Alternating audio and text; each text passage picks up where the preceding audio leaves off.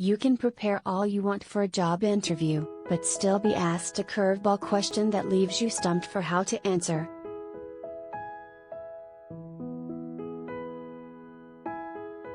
Should you say "I don't know" when you actually don't know?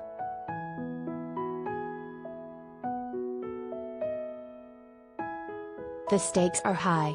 How you decide to respond when a hiring manager is watching can say a lot about your ability to handle questions under pressure.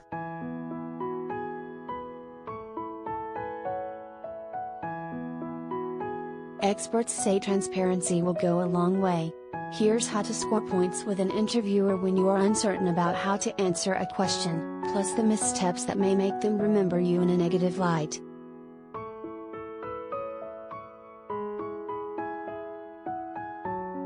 One. Whatever you do, don't lie.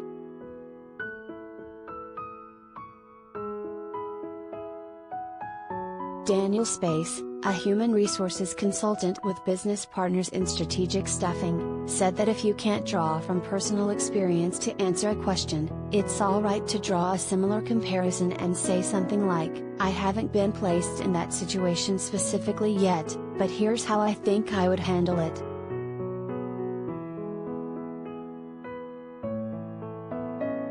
The biggest mistake he sees is when candidates attempt to lie instead of acknowledging what they don't know.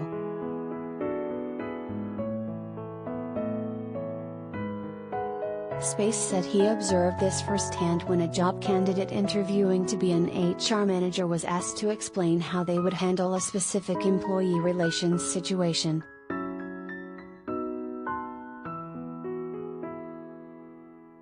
The candidate shared a story that was supposedly based on her experience, but the details kept changing, Space said. "The more that my manager was asking questions, the more it fell apart, to such a degree where it was just very clear that she had made up a story."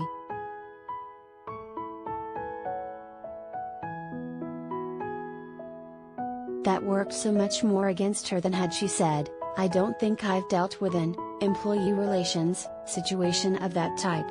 Can I give you a different example of something that I have dealt with?"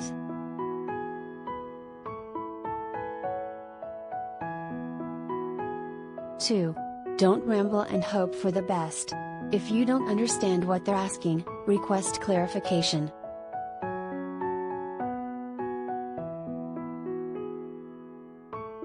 Rambling is the worst mistake a job candidate can make when they don't know how to answer, according to Mary Abajay, president of the leadership development consultancy Careerstone Group.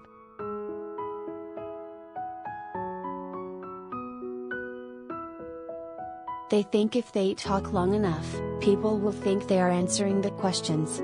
Don't do that, she said. When you are rambling, it shows you are a poor communicator. The sense is you are just trying to overwhelm me with words because you don't know what you are talking about.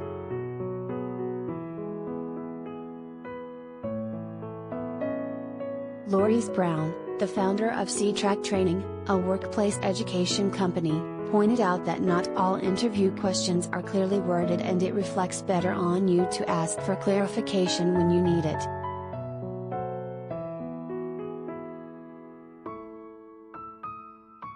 It demonstrates a confidence and assertiveness to say, "Hey, can you clarify? Because I want to share the right insights with you, I want to share the most relevant information," she said. What's the point in going down a rabbit hole that's entirely irrelevant to what the person is asking for?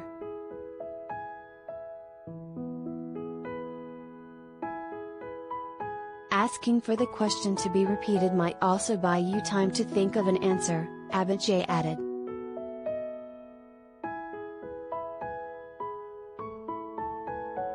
If you do find yourself on a nervous tangent, Space said, you can also use humor to your advantage and acknowledge that you need a do-over.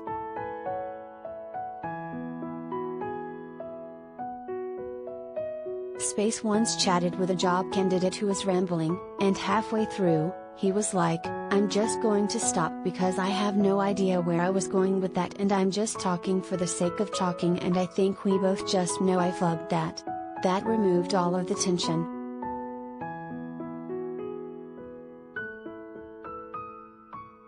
The candidate answered the questions much better after acknowledging his nerves.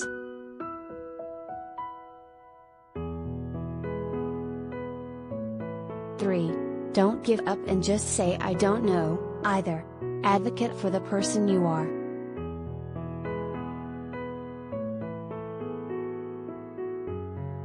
Beyond basic qualifications, forward-thinking companies know that you're not going to have every single answer, so it's okay to admit you have not yet acquired a specific skill or faced a certain problem, said Tejal Wagadia, a recruiter for a major tech company.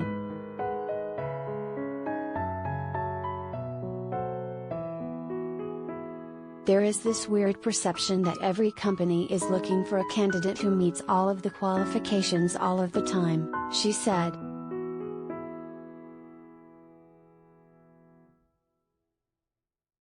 But don't just say I don't know when you are stumped. You want to communicate that you are engaged and are eager to find out and learn. Saying something like, I don't know that yet, but I'm willing to learn that skill set, shows your willingness to learn new things, Wagadia said.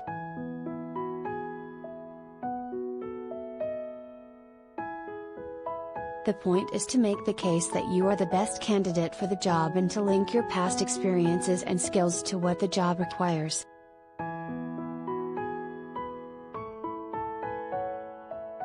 Never say I don't have that experience and leave it at that, agreed Ashley Watkins, a job search coach with corporate recruiting experience. You have to advocate for yourself and connect the dots between what you've done and how it relates to the new role.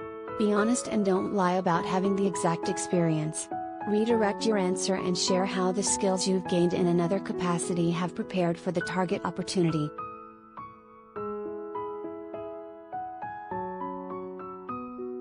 For example, Watkins said if you're asked a question about developing a human resources policy but you've never officially worked in an HR capacity, you can demonstrate your transferable skills. Your response could be something like, "That's a great question.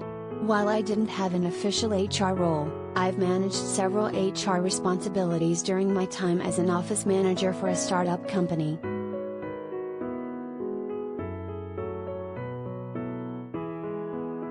Don't forget they're in the hot seat, too.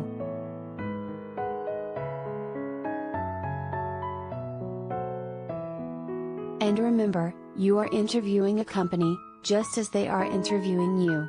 How they respond when you acknowledge needing help or clarification on a question can tell you a lot about their values.